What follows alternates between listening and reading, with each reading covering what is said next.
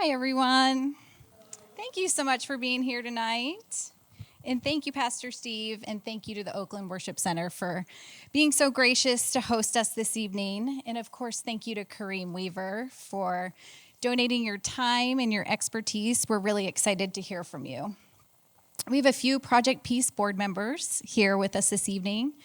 Sue Pike, Julie Sept, Grace Fang, Joel Malikoff, I saw somewhere. If you all could just raise your hands. If you ever have questions about who we are and what we do, they're a great place to start. You can find them after the event this evening. For those of you who may be new to us, Project Peace believes justice and mercy aren't just ideas. They're practices lived out in neighborhoods, schools, and churches. We partner with local churches to build a community of volunteers who serve under-resourced schools and nonprofits as we pursue biblical justice together. We do this in three main ways. You may have participated in some of these with us. We have a quarterly day of service where we go out and serve our nonprofit partners in schools. We also have ongoing volunteer opportunities so people can serve in between those bigger service days. And we have a speaker series like this event this evening. And events like this are a time where we can gather, learn, and hear from local and national thought leaders and consider topics that pertain to human flourishing and how we might respond with humility, hope, and action.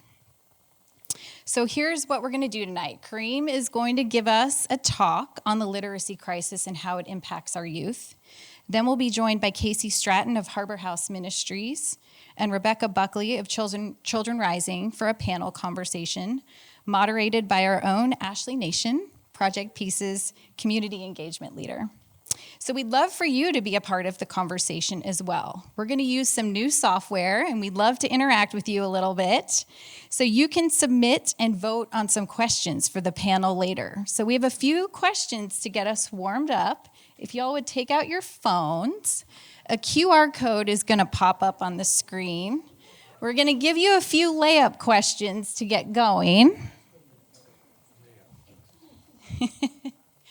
Okay, if you scan that QR code and then hit the little yellow button, that should let you into your first question.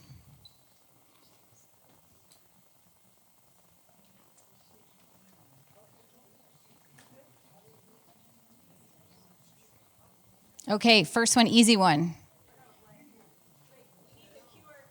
Oh, we need the QR code. Can we go back for a minute?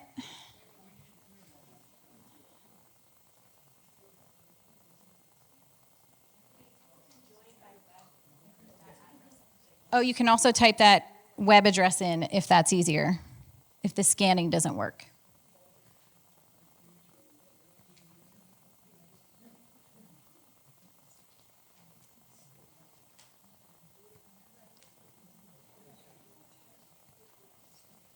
It might be a little slow. I'm not sure that. Oh, is it not working? Well, I think that people's signal may not be super fast. Okay. Mine's not. Yeah. Let's try the first question and see how that goes.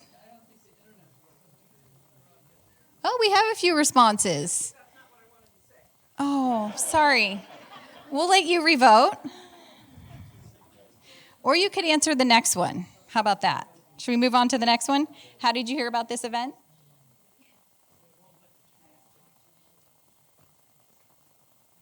Got a couple options there for you.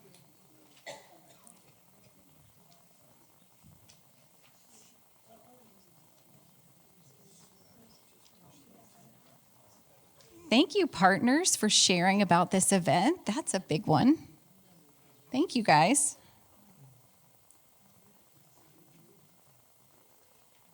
Okay, and the next question. How much do you know about the literacy crisis on a scale of 1 to 5? I don't know if we can make it larger on that slide.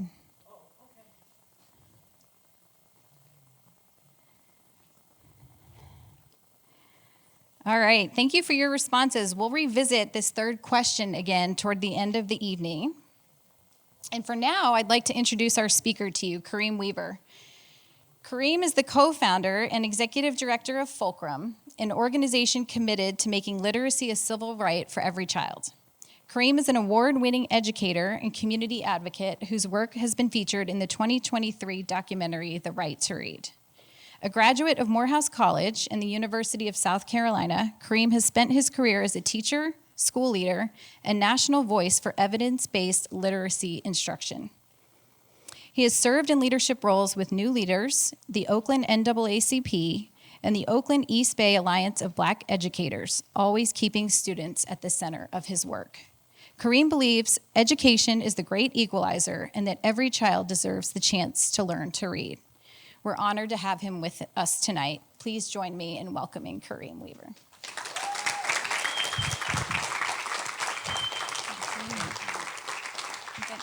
Get a handheld mic? Okay. All right. Is that okay? It works. It's all good. You guys can hear me, right? I may not hear you. What? You're just messing with me. You know you can hear me. Okay. It's my pastor over there acting up. Okay. I actually think God is the equalizer. Reading gives you access to God. We can just end the whole thing right there. Okay, when you came in, I tried to get people to get these little papers and note cards. If you didn't get one, there's some on the back table back there. So if you would, although I do have one in my hand. If somebody just doesn't have one right now, I can give it to you right now. Everybody good? Okay, see there? There you go. Anybody else, you're on your own. You got to go back there and get it. Okay. All right. So I already know the rules of the road here. You got tape on here, so I guess I'm supposed to stand here. Good luck with that. That's not going to happen. All right, let's see. All right. Okay. So the reading. First of all, thank you to Project Peace for inviting me. I appreciate it. This is my home church. I've been given some instructions by folks not to just thank everybody. It's hard not to, but I will respect that. But it's good to be home, and thank you for the opportunity. This is a very, very, very important topic. Not just because I think so, but I'll try to make the case in a minute why this is so important, and then what we can do about it. All right, you guys ready? We're on the clock, so we got to hustle. I may not show everything on there. I know we're pressed for time, but I'm going to do whatever I think God wants me to do in the time that we have. Okay, here we go. So you see it right there. We've got a level set, first of all. Level set. Let's just get a good understanding about why are we even here? When you're talking about reading, I mean, this isn't a new topic. It's not like reading just started the other day. So why is it important? And then we'll get into why it's not being solved and then what can be done. So usually when I go to meet with a superintendent, district, state, whomever, I'll say, so why do you think the kids aren't reading? And they'll look at me like, nobody just ever asked them straight up, what do you think it is? The answers would blow your mind. I'm not going to bore you with it today. But there's a crisis. Not just because kids can't pass a test, but because kids are struggling to make their way. If this was the Iron Age or the Bronze Age or the Stone Age, I wouldn't worry about it. Just go chisel your stone and you'll be all right. But this is the information age, right? Everything you need is in a library or in your hand if you can read it. And if you're cut off from that, you're cut off from the corner of the realm. That includes the scriptures. And so let's just level set on that for a second before I jump in.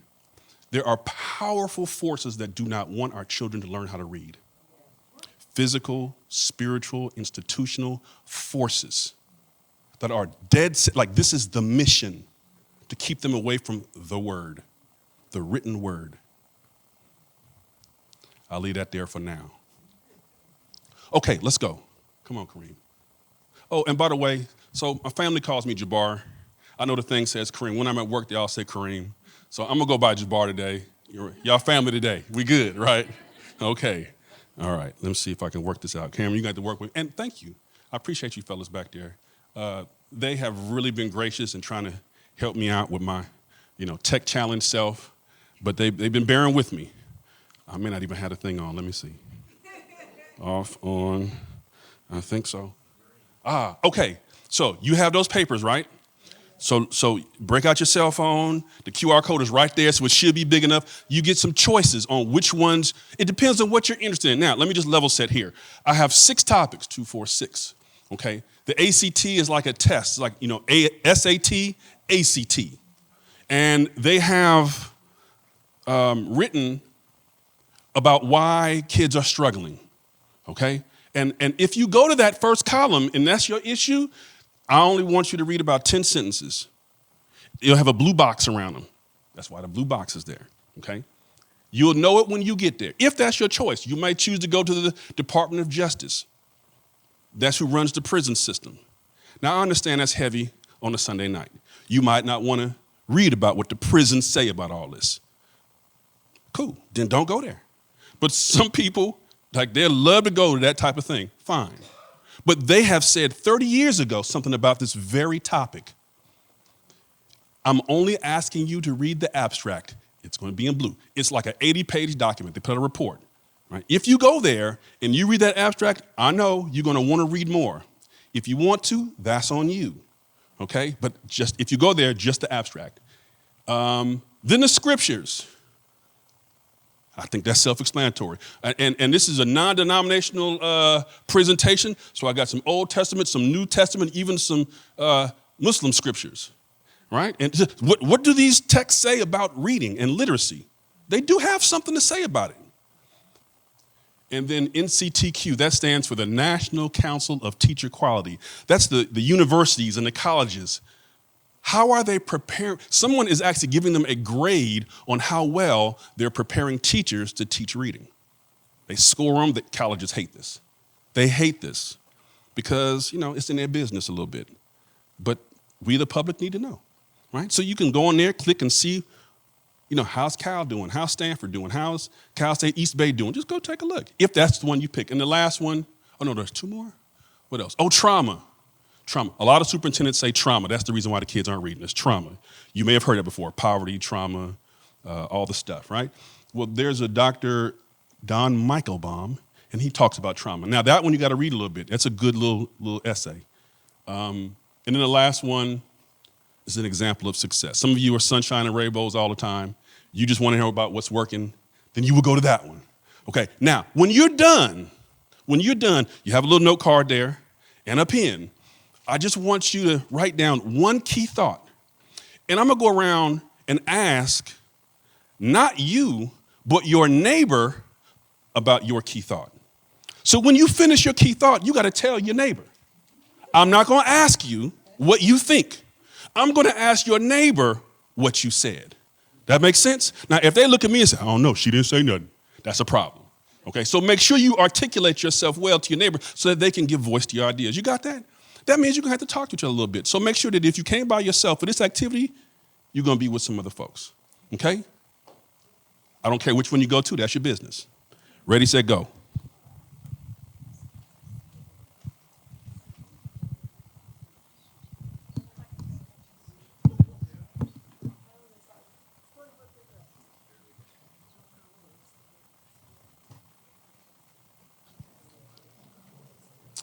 All right. All right. Okay. Now, who is your partner? Who? They were sharing, so I have 2 partners. Okay, well, what's one of them? You have a name? Casey, But their names. Nicole, and Amanda. Nicole and Amanda. Casey, can you tell me one thing that Nicole and or Amanda said, which article they read, and then which one thing that they said? Okay, so they both read the article on trauma. And what stood out to Amanda was that kids who experience trauma can be resilient in a lot of different areas, Really? but they struggle with literacy. I thought we were supposed to have a social emotional program, and we're supposed to spend 45 minutes a day on trauma. That's not what it said. Oh, I'm just asking. Now, did she represent your idea as well? Yeah. Okay, all right. Somebody else. First of all, if there are any teachers in here, I don't know if there are any teachers in here. Okay, notice what I didn't do. I didn't spend 30 seconds telling everybody to be quiet. Don't waste your time. Don't waste their time. People understand pacing. And so if you just get started, people will pay attention. That's a whole nother conversation. All right, let's see. So Let me see. Let me give it to you. Could you please tell us your name? No. Don't give it to her. Who is your partner, and what did she say? What did she read, and what did she say? My partner is Miss Emily Green, the most amazing person on the planet. And she read about, the National Council of Teacher Quality. How many of you did that one, the National Council of Teacher Quality? That's the school, the colleges, right?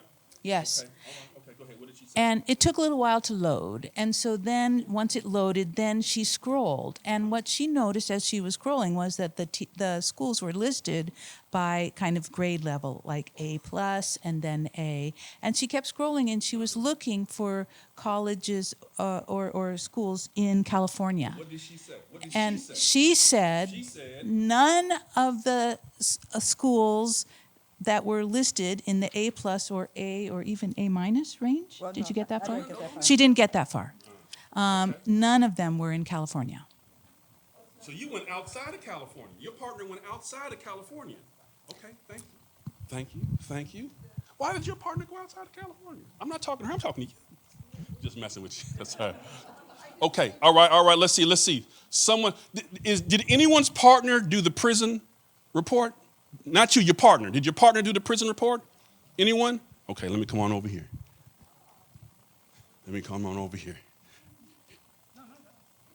Your partner did the prison report? Yes. Would tell us his name and what did he say? This is my husband, Jerry O'Connor, and it said that the system is broke. It said, he said. Oh, he This is what said. Jerry said, right? Jerry I just wanna know what said, Jerry I'm sorry, said. what Jerry said, Jerry said what? the system is broken to teach handicapped readers. Interesting. Did you say that, Jerry? Okay. All right. Just checking now. Take one more. Let's see. People looking at me. Don't come to me. I see you. By the way, when you do that, you know I'm coming to you. All right, let's take one more. I see you write down a whole bunch of things. What did your partner say? What did she do? And what did she say? So it's Alicia, my wife. She is a third grade teacher in Oakland, and she looked up the trauma one, and I forgot. I'm sorry. Okay, all right. Thank you. Hey, he does know your name, though. He remembered you were his wife. Okay. Oh, okay, that was dual purpose.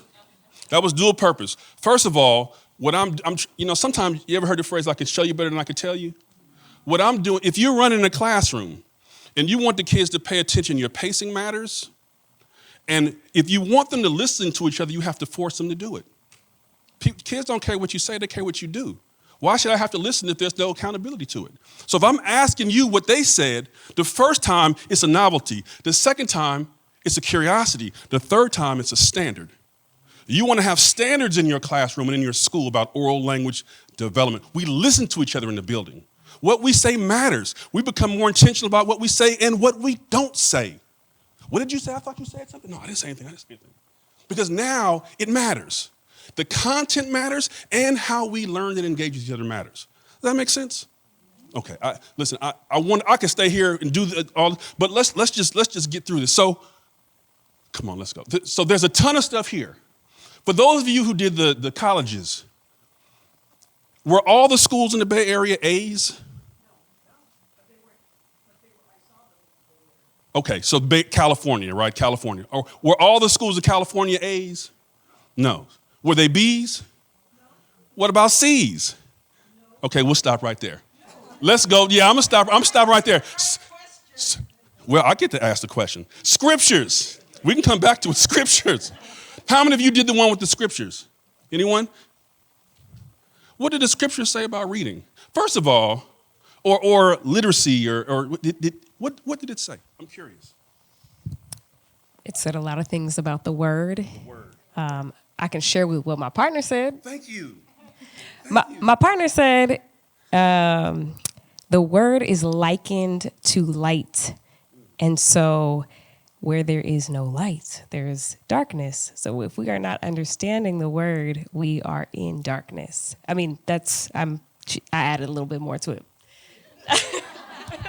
Imagine being illiterate and coming to church. The Bibles are in the pews. or they're in the back somewhere, a big stack of Bibles. The preacher turns up the thing, and they got the scripture, on the thing, and he says, turn to John 3:16. And everybody's turning pages, so you turn pages, because you don't want to look like you're not turning pages, so you're turning pages. Then they start to read. Imagine the spiritual implications of being able to access the Word of God.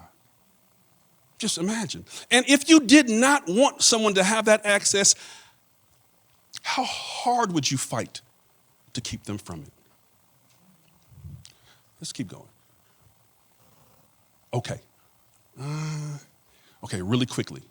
I would ask, how did you learn to read? We did this when we were in San Francisco. And there are 4 different groups of people. According to research, the first group, people don't even remember. Group A. If you ask them how you learn to read, they're like, I don't even remember. It was fun. I learned it, maybe my mom read to me or something, but they don't even remember. It's kind of natural. Then there's a second group where they learned it in school. It's pretty painless, pretty effortless. They learned it, or they taught it, I learned it. Different methods. Group C, it was tough, like really, really tough. They tried to learn it in school, probably didn't go so well, but they, whether they got some tutoring or whatever, they gritted it out and they ended up figuring it out. And then there's the D group, where they feel like your head's coming off. And I don't know what this is. I'm trying, but it's not working for me, right? Maybe you got some support. Maybe you got some special tutoring or special classes, or your parents sent you to a special something, special, right? And maybe you got it at that point.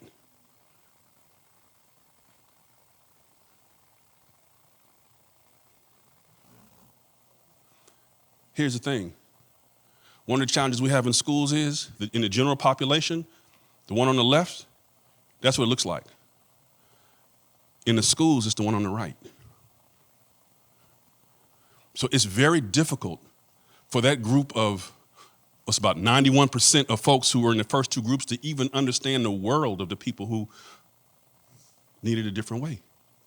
They needed a structured way, systematic, direct, explicit. They're like, what's wrong with them? Just read the book. Like, you got to teach me. It's not just natural. It's not coming easy to me. I actually need you to teach it to me. This is the biggest issue in education. Is that the educators, I include myself in that box, we're on the right. Because it worked for us. So, of course, we're teachers. And we get tired.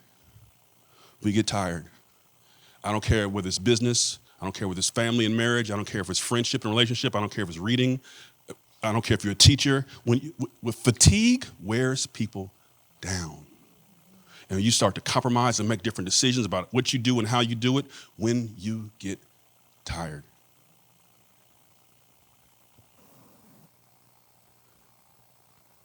I'm going to play something for you, or if Cameron's going to support me with this. Because when we get tired, sometimes it brings out the worst in us. You may have remembered this from, what was it? Remember the Titans, I think this movie? And people start acting up when they're fatigued.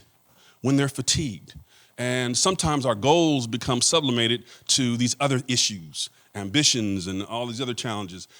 They elevate. Okay. All right, get some water.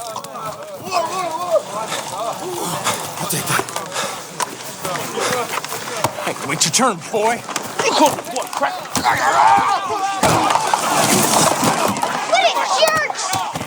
Come on, you're all acting like a bunch of sissies! Quit it!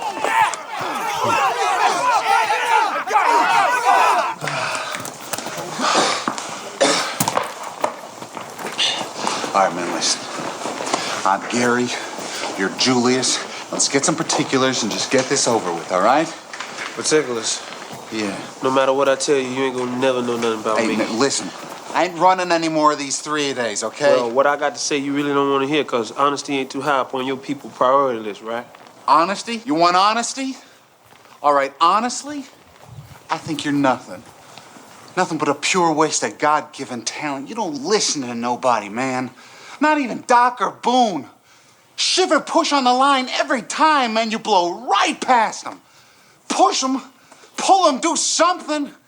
You can't run over everybody in this league. And every time you do, you leave one of your teammates hanging out to dry. Me in particular. Why should I give a hoot about you? Huh? or anybody else out there, you want to talk about a waste, you the captain, right? Right.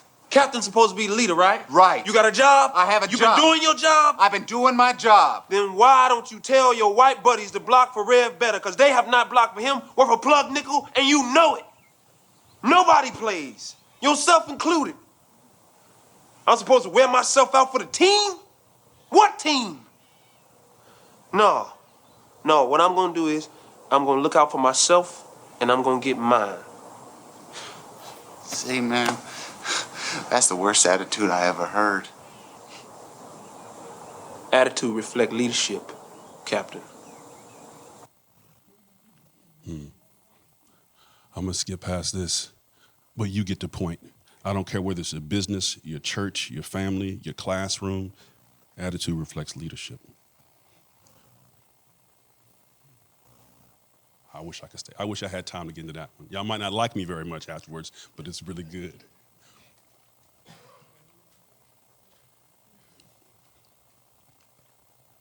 Could you hit it one more time for me?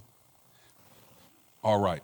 Years ago, I was a teacher in Oakland and a principal in Oakland, and we turned the school around. It was the lowest in this district in terms of reading. We turned the school around, and people were like, "Oh, wow, you did great. That's wonderful, fantastic. Wow," got all kind of awards and stuff. But what they didn't see, was the fatigue factor. My daughter's now in college. There would be some nights where she'd just crawl up. I would just pass out. Because it took, the forces at work are so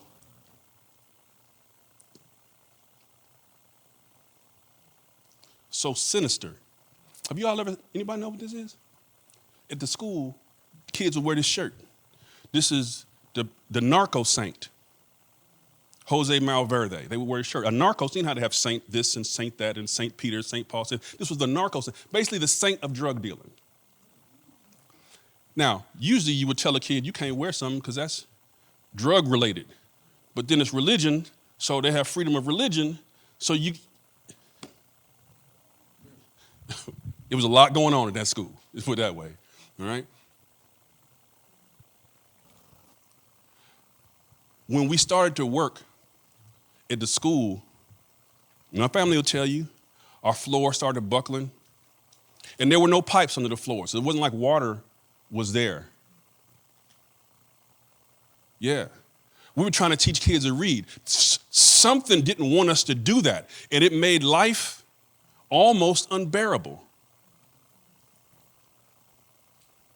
In fact, when I got in there, Cameron, would you check it one more time, please? When I got in there, so I was walking to the parking lot one day and I saw the book on the left, which is a book of spells. Yeah. It's a mid-level Wicca book, not a beginner, mid-level. Yeah. In the car of one of the educators. Yes. And when I walked in, the office was cleared out except for one thing. Well, two things. That's the picture. It was a scripture and a bottle of holy water. That's what the last principal left me on her way out the door. You have no idea what children are going through and who the adults who are serving them. My spirit grieves over this. I'm not showing this to entertain you. I'm showing you how real it is. There are powerful forces that want to separate your children from the word.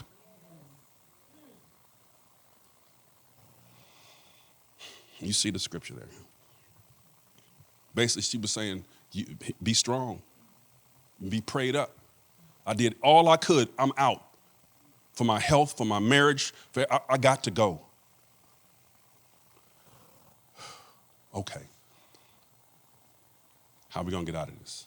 Our kids, you can't be, Oakland's around 15% in some grade levels, 30% overall reading proficient. You can't have 2/3 of the kids who can't read. That's not a sustainable, that's a problem.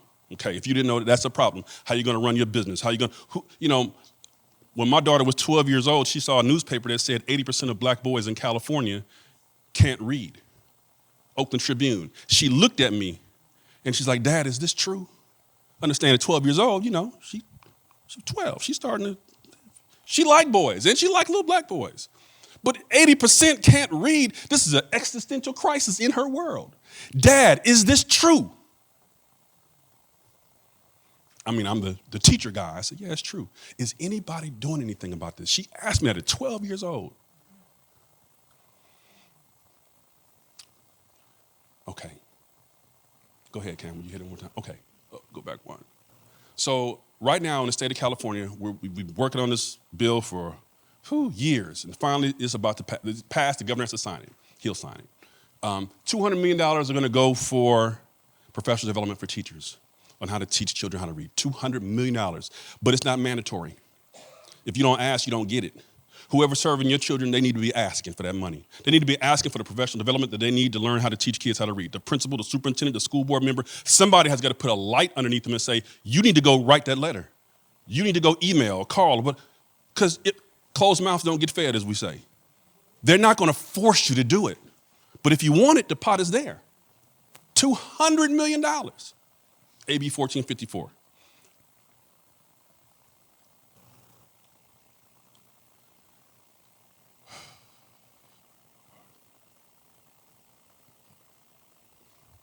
And essentially, we want to make sure that that law is making sure that people are providing correct instruction or instruction that's effective.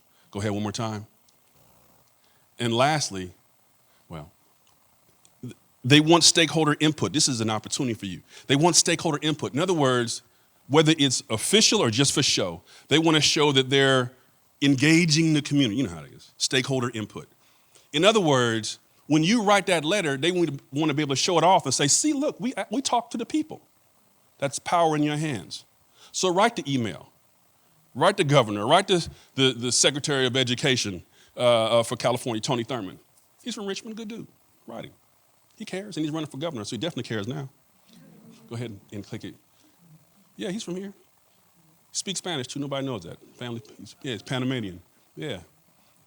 You can keep going, do it one more time, whether it's local school board president or whomever. You can just, you can write those letters. Now, so here are some examples. Now, you have the QR code when I started this. And so I'm not going to play these now. We don't have time.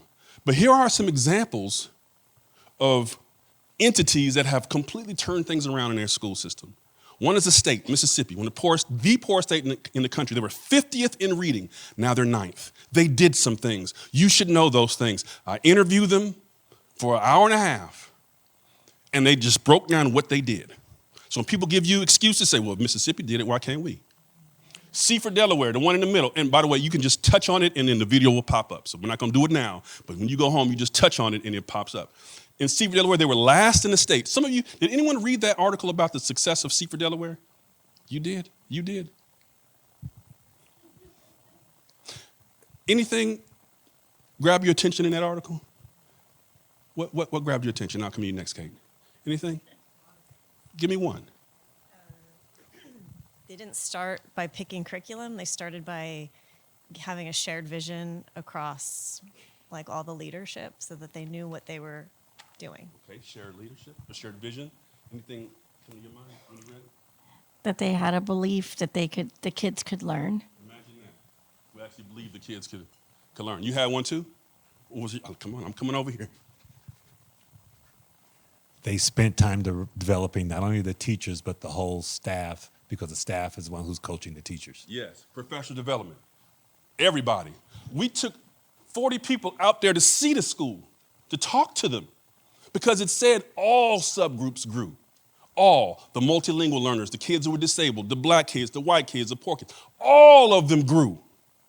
We asked people around town here, we did have one Oakland board member who came, but a lot of people were like, nah, I'm too busy, I got this. They couldn't be bothered to go see success. So we took the ones from across the country who did want to go, and we went there and we asked them all the questions, and they answered all the questions. People love talking about success.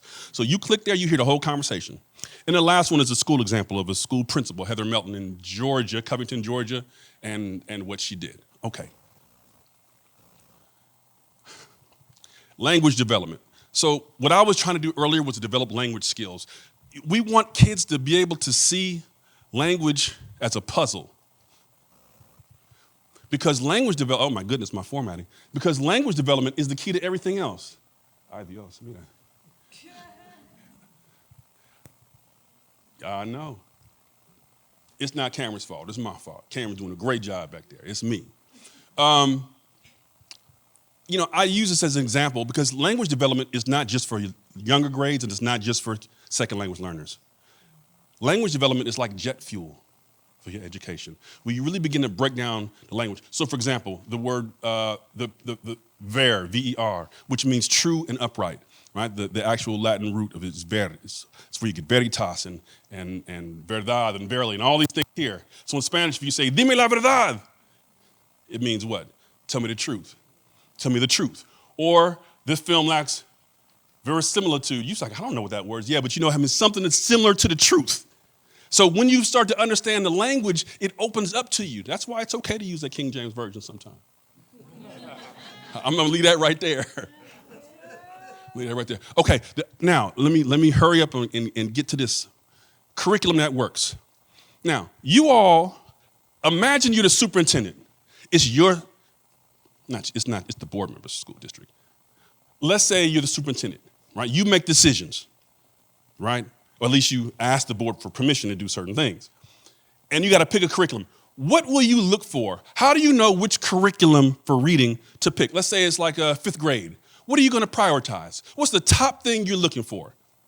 You can just raise your hand. Just say it out. You don't have to raise your hand. What would you look for? You the superintendent. Interest. How if it's interesting to the kids. Okay. What else? Anyone else? You just want the most interesting thing?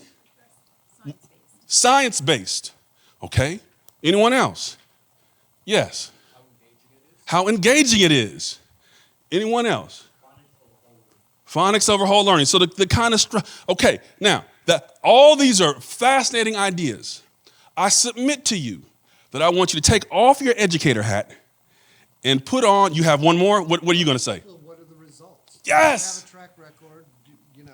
Does it drive the results? Say one more time. Does it have a good track record? Does it drive the results? You almost have to not be an educator to come to that conclusion. Because if you're an educator, we're going to give you a rubric. We're going to say it has to meet the standards. It has to be culturally relevant. It has to be responsive to this and this and this and all the stuff. But if you're not an educator, you might ask things like this.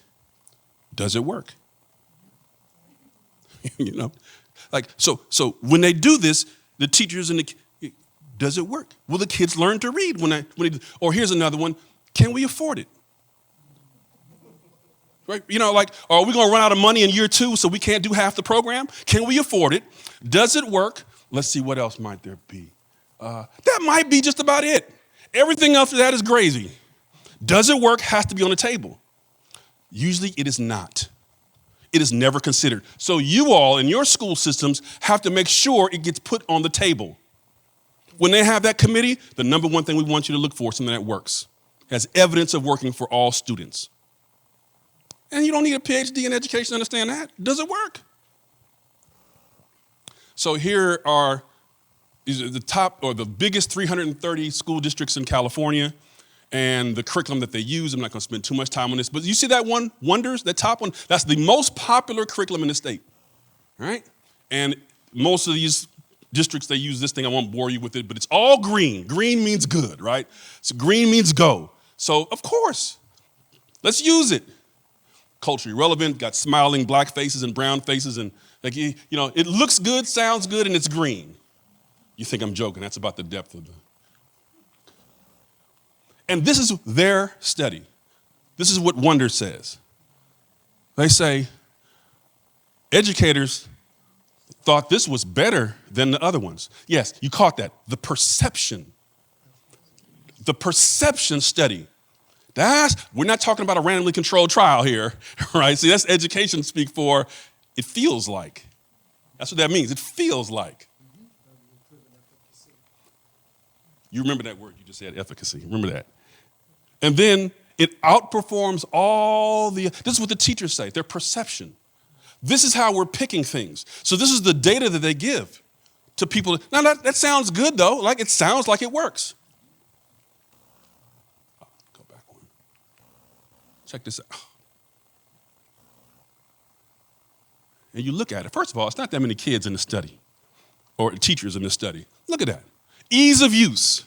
Wonders, 48% say, yeah, it's pretty easy to use. That's less than half. That means 52% say it's not easy, but it's true. They said it's better than the other ones. They're right. The other one's 32% and 30%. But then look at the second one, or the other red one. Now, you know what efficacy means? You said it. When you said efficacy, what did you mean? It's effectiveness to accomplish what it's supposed to do. Y'all heard that, right? You hear that? Say it one more time. Its ability to accomplish what it's supposed to do. Does it work? Yeah. Does it work? Does it work?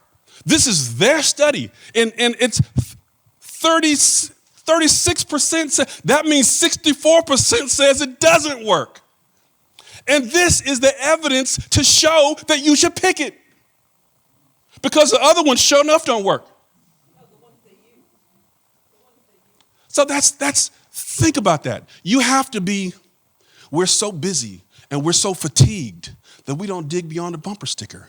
Fatigue makes cowards of us all. We're not going to read the report. We're not going to look at the data. It's green, let's take it. The most popular in California. Lord help me. Here's another one.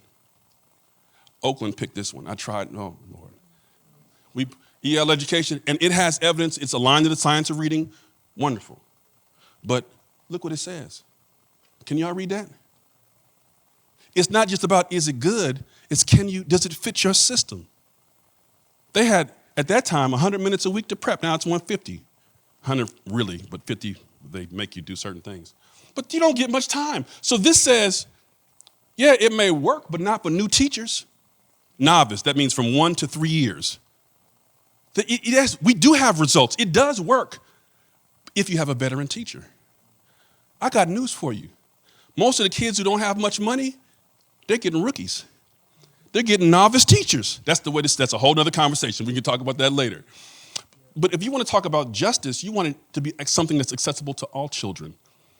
Board members approve these buys. You vote in the board members.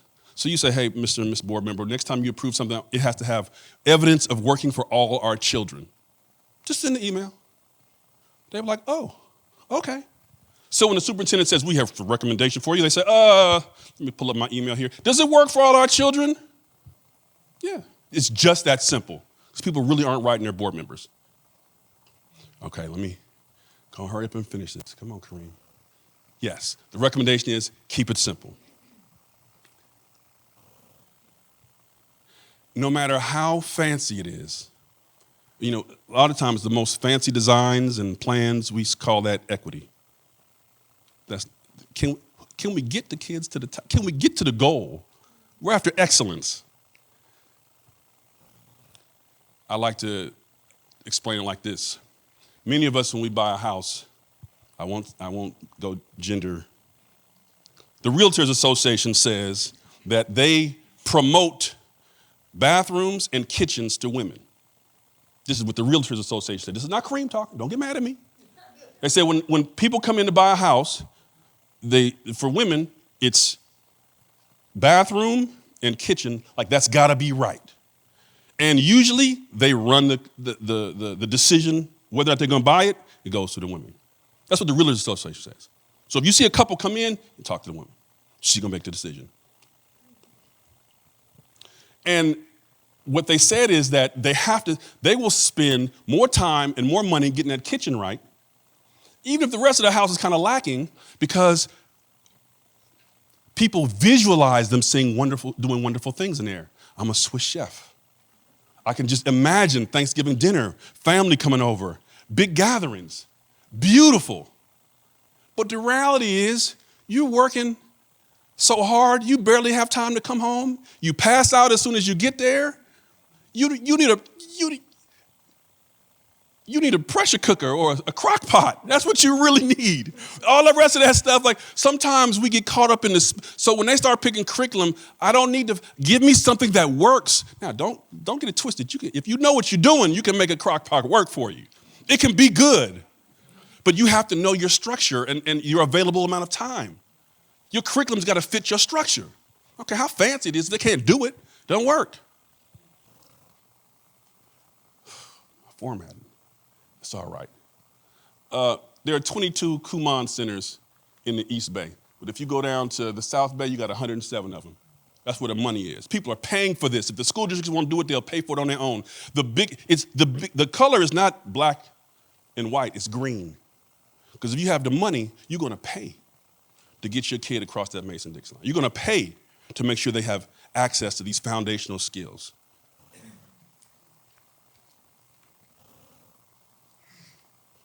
I won't show this video. I'll just close it up and just, Muhammad Ali is one of the toughest guys that I could think of. And they showed this clip of him on, you can see a little tear in his eye, right? Maybe you can. Can you see it? It's because they showed a video of his old school teacher. I think she was a third grade teacher and she taught him how to read. He has dyslexia. So reading is tough for him. But this was the teacher who, and I try to put it there, let's see, mature enough to be firm, skilled enough to help, patient enough to be kind, and has God's cell phone number. That teacher, when they showed the video of that teacher, tears start coming down his face. So sometimes our educators think that the way to a child's heart is because they can, dress a certain way, talk a certain way, act a certain way. When you're skilled, when you have patience, when you're mature enough to be firm, sit down. You need this. I love you. And you got God's cell phone number. Or as far as they know, grandma's cell phone. That's about the closest thing they're going to get to. That's right. Last one. I don't know if you all can read this. You remember Maya Angelou? Okay, Maya Angelou said, this is just you talking, Jabbar. Maya Angelou said, they interviewed her, and she said, if I could teach kids anything, you see it right there underlined in red. I teach them that this illiteracy issue, this is as important to our country's history as slavery. The abolition of slavery. That's what we're talking about here. That's in the physical. We're not even going into the spiritual. I'll let Pastor Steve hit that on the next Sunday's sermon. But this is a battle. And you're dealing with institutional forces. It is possible, oral language development, healthy curriculum, professional development, those things have to be in place. Mature leadership, it can get done. There's examples in the slideshow. You click them, you listen to them, they break it all down to you, how it can get done. But it is possible to do. When I was doing this, family can attest, I had a bilingual class in Oakland and kids were learning how to read. They thought I was cheating. I got a letter home that said, let me get the quote, students' performance on the latest district benchmark does not align with our expectations for this demographic. Put that on paper. Remember that? Remember that? Yeah. Yeah, I couldn't believe they wrote that down. You could think it, but don't write it down. They wrote it down. It is possible to do. There are some concrete things that need to be in place, and it's up to us, residents, citizens, to make sure that our institutions are working on our children's behalf and supporting our educators so they can do what they need to do. Does that make sense? Okay. I'm going to turn it over. I'm not sure where we're at next in the program, but I'm done with my 2 cents. But we probably have some time for Q&A and comments and questions and whatnot.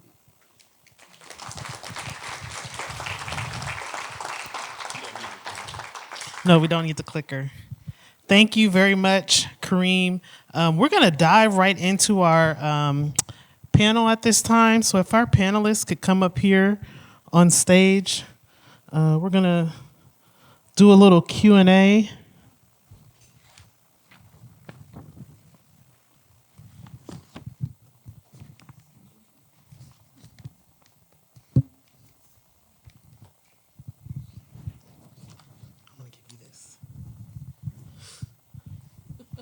All right, and Kareem's going to make his way back up here.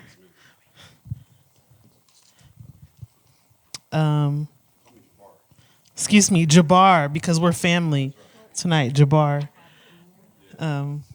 Well, hi, everyone. As Katie mentioned earlier, my name is Ashley Nation.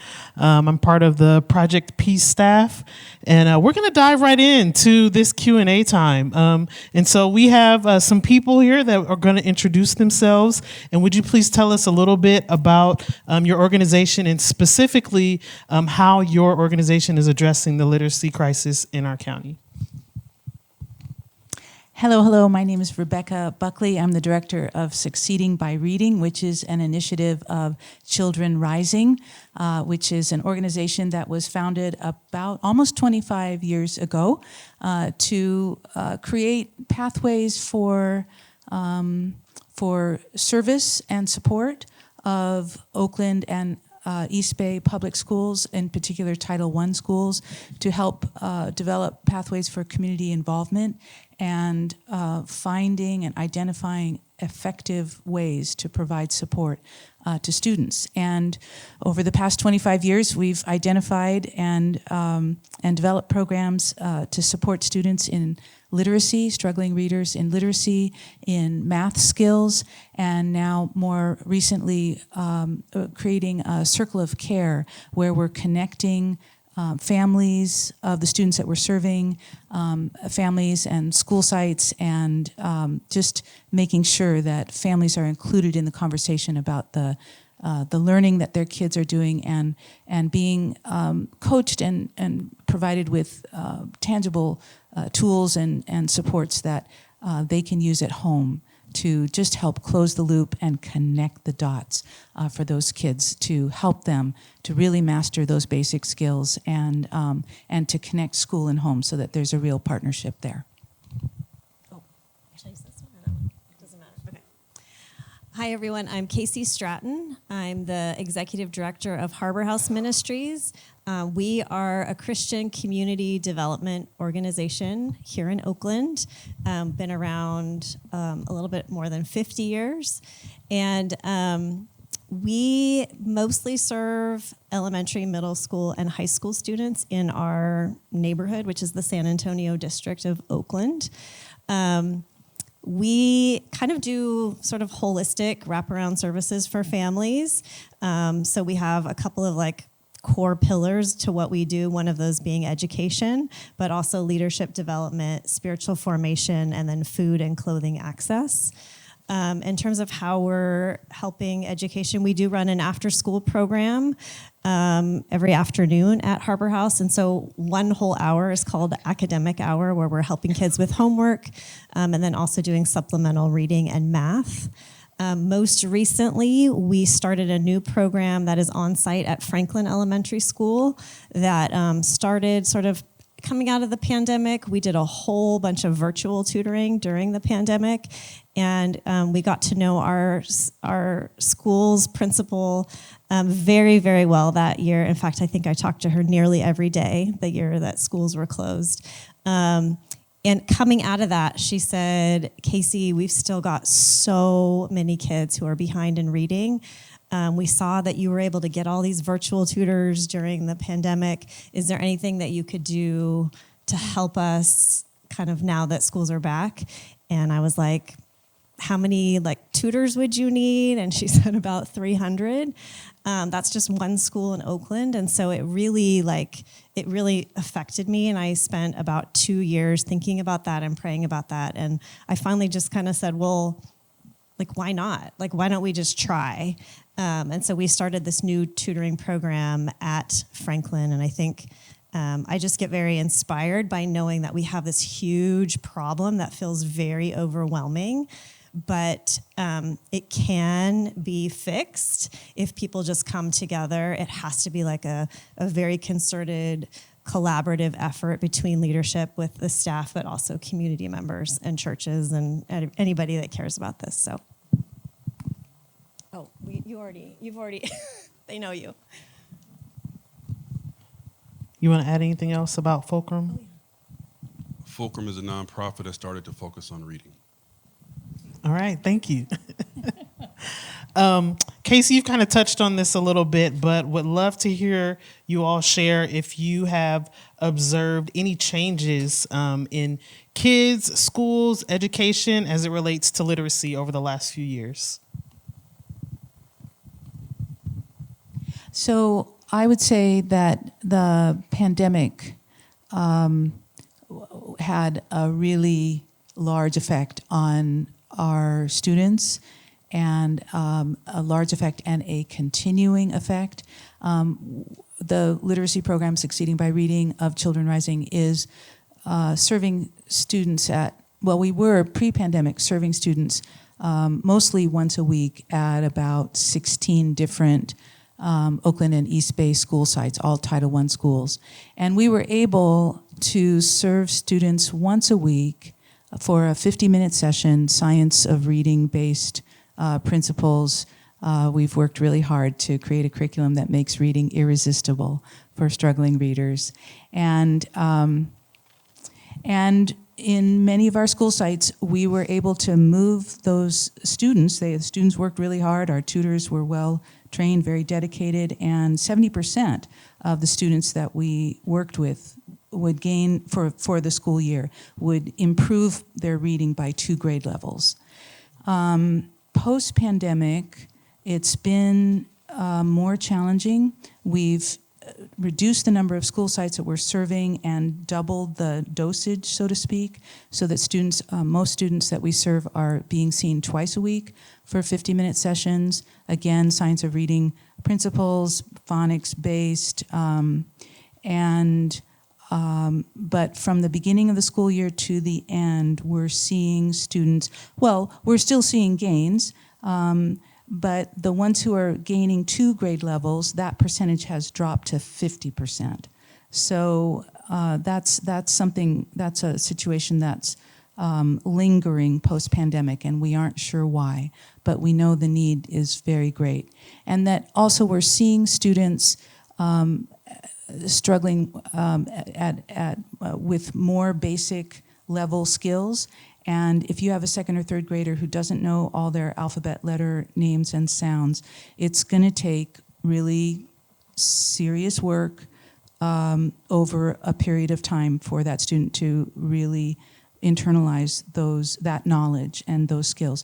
And that child will not benefit from instruction that is beyond those skill areas until they have mastered those skills. And a lot of the instruction they're getting in their classrooms is well beyond. Obviously, it's because they're well below grade level.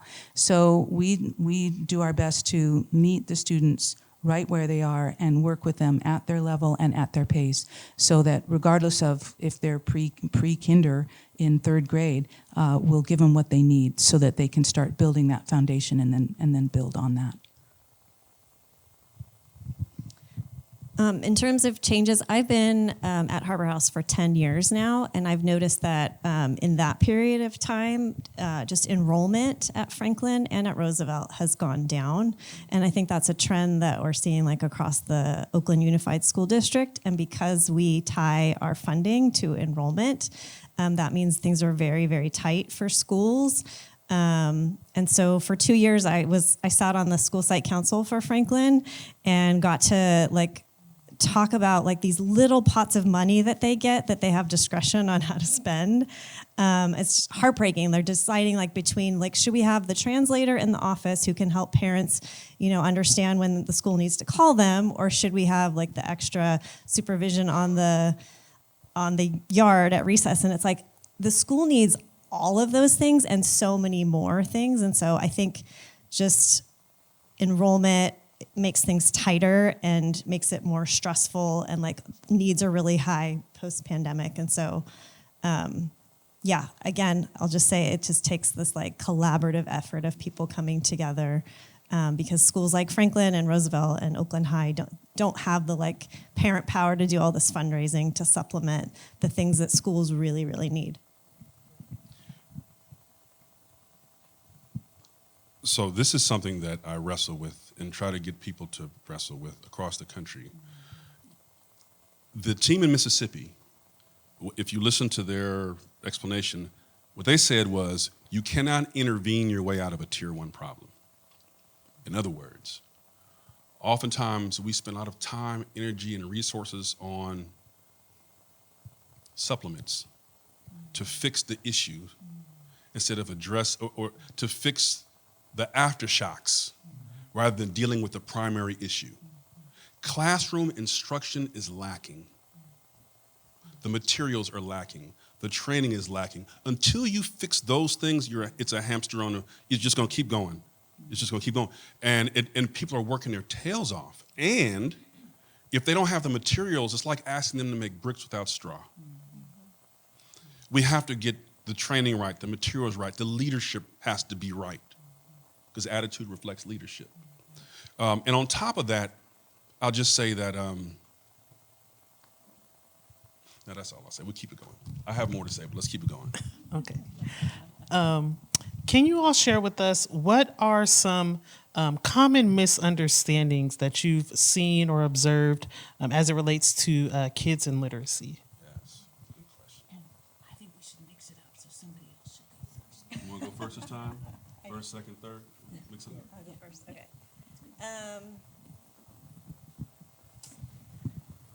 I think recently we've heard a lot about how the pandemic like really impacted students, and I think that's very true. However, I think that our issues with literacy like way predate the pandemic.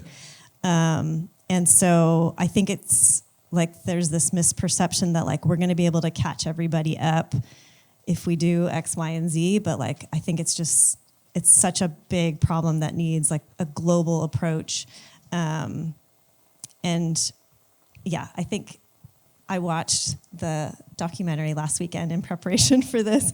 I was just really inspired. And then again, today I read the article on like what's working. I'm very inspired knowing that there are models that are working in districts that are making really good changes. And I cannot figure out why we're not just doing that like as a nation. So that's just my own frustration. But yeah, misperception of like, we just need to catch kids up from the pandemic. It's like, no, there's a lot more work that needs to be done. I'll say some of the biggest misperceptions or misunderstandings or issues in education. One, money is going to fix everything. Another one is that if we just read to the kids more, they'll read. That's a big one. You know, just get them books and read to them, and they'll love reading. The joy of reading, that's another one. I want you to like it, but I need you to be able to do it. And whether or not you like it or not, that's on you, you know. But you got to be able to do this because I need to fill out this application. I need you to be able to get up off my couch one day and go get a job, et cetera, et cetera, et cetera. Another thing is that we have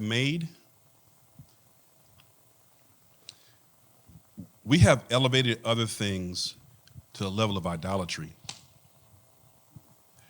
Race and class, affiliation, organizational ties, it has become an idol in many cases. And so we think that just because a book is culturally relevant, it's going to help a kid learn to read. I got news for you. They can't read about Dr. King either. They can't read about they can't read.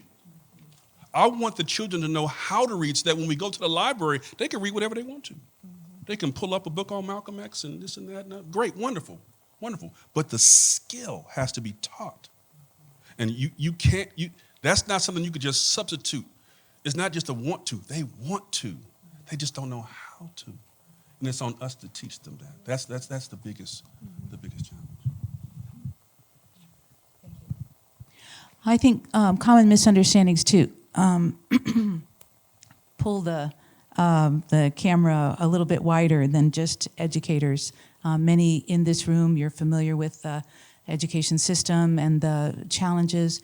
I think more widely, it's very common in U.S. American culture to equate illiteracy with a lack of intelligence, and that's a really big mistake, because just because somebody can't make their way through written text doesn't mean that their brain isn't really, really, really intelligent. There's all kinds of people who were struggling readers, George Washington, Whoopi Goldberg, Muhammad Ali, Anderson Cooper, Pablo Picasso, the CEO of Cisco, John Chambers, Steve Jobs, all kinds of brilliant, brilliant people who had a lot of trouble navigating written text.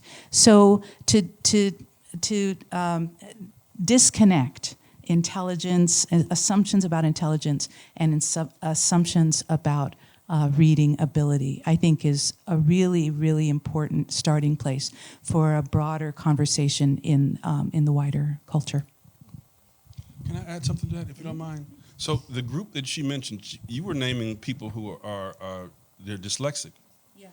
And, I have a dyslexic child, and that red group at the bottom of that chart that I put up, that group is 42% of the self-made millionaires in this country are dyslexic. 42%. Their parents didn't give them money. They made their own, self-made millionaires. That's also 48% of the prison population.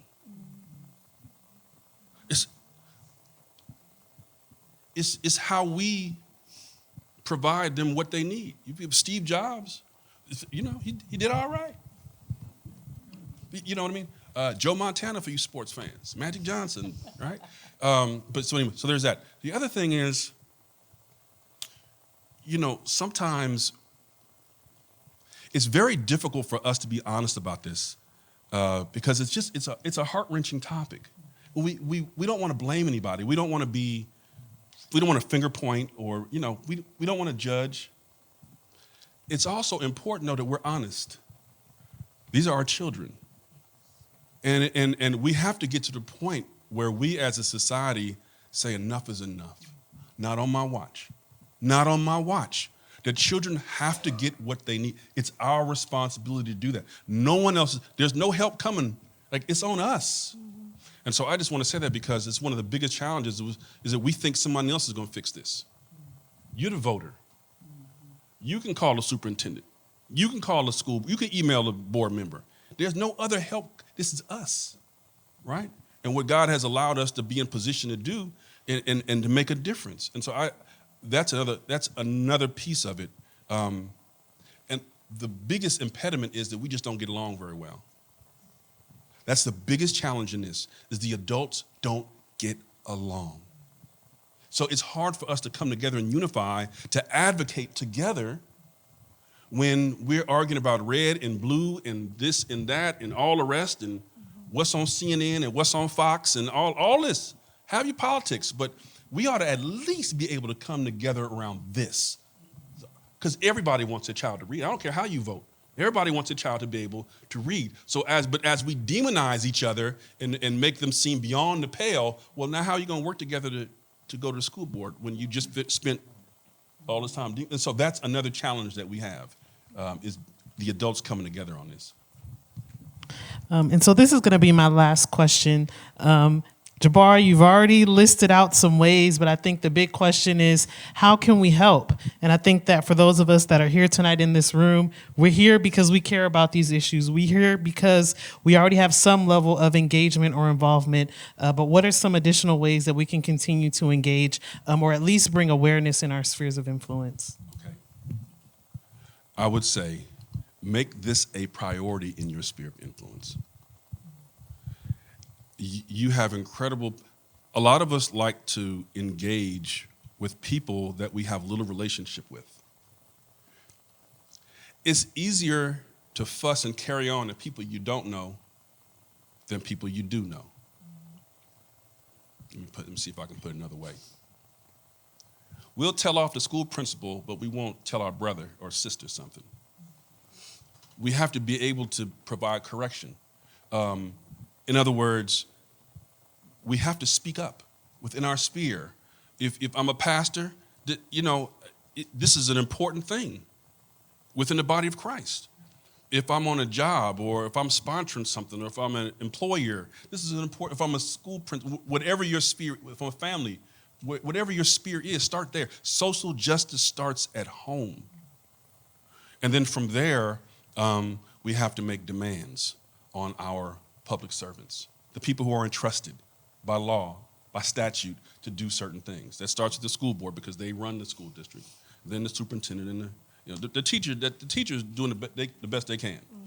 They really don't, they don't make decisions about curriculum usually.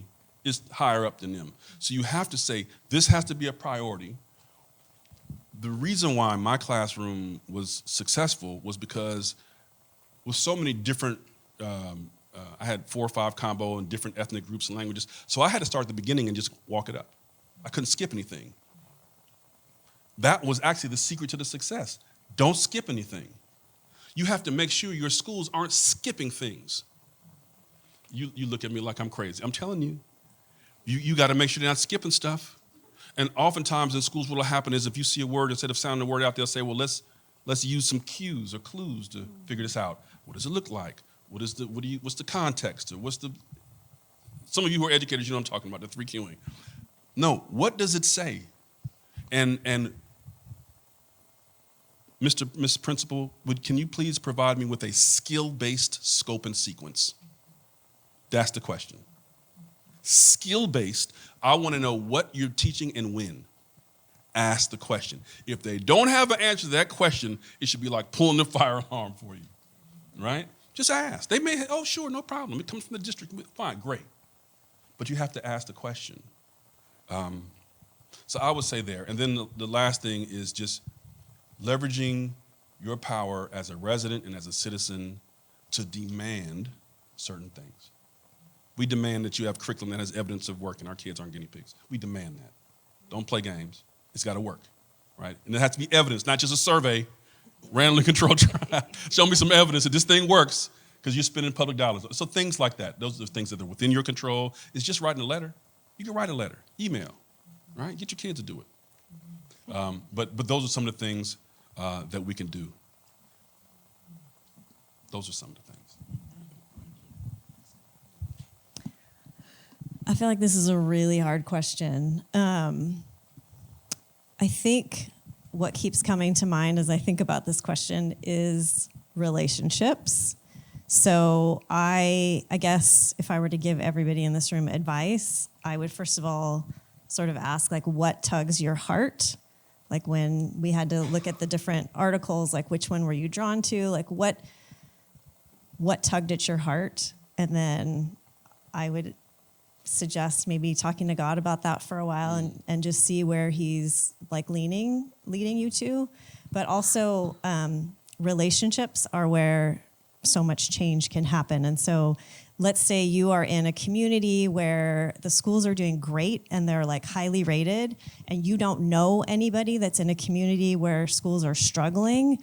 I would start with forming a relationship with someone in that community, whether it's the teacher or the principal or a student through tutoring.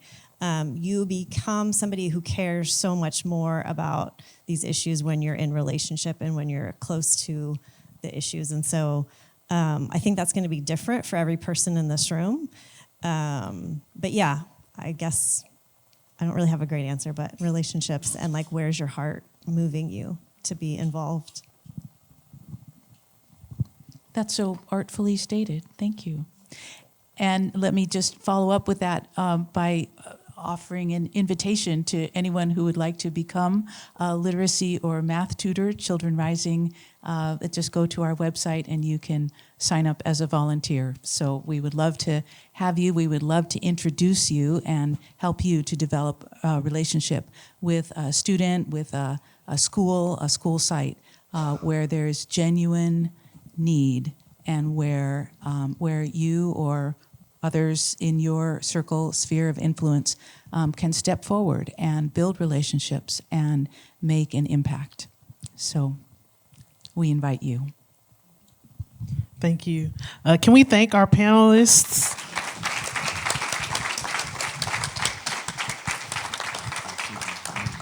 As we prepare to close out this event, just know that our panelists are going to be available outside. Each of them have a table, so feel free to stop by, ask questions, find out more information. They all have information to give you about their respective organizations and how you can get more involved or get more information. There's also some refreshments out there as well. So please go ahead and enjoy that great hospitality from our amazing hosts here at Oakland Worship Center. So thank you for that. We also definitely want to thank Jabbar, also known as Kareem, for your keynote address and your time this evening. My pleasure. Ashley, since you mentioned my name, I'm going to say one more thing. Okay. He was looking for an excuse to say something else. He was looking for an in. So here's one last thing I'll say, I promise. We have to be tougher. We, the public, have accepted this state of affairs. You have less than a third of the children reading, and we just going on about our day. Our children are desperate for adults to be adults.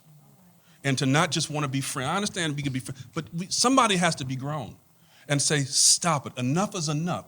Every kid needs a champion. That's why Muhammad Ali was crying. That little old lady did, because she stood up for him when he couldn't. Our children need somebody for us, somebody who will stand in the breach and intercede for them. That's us.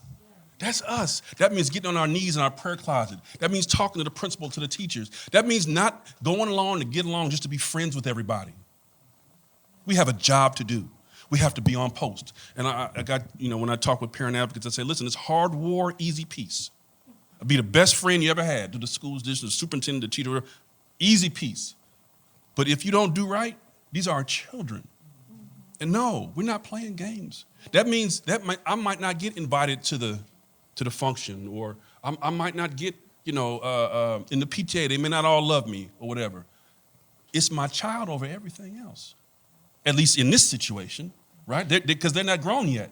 So they're dependent on me to stand. So we have to be willing. If you don't get anything else from this, we have to put our children on the front burner and other things to the back.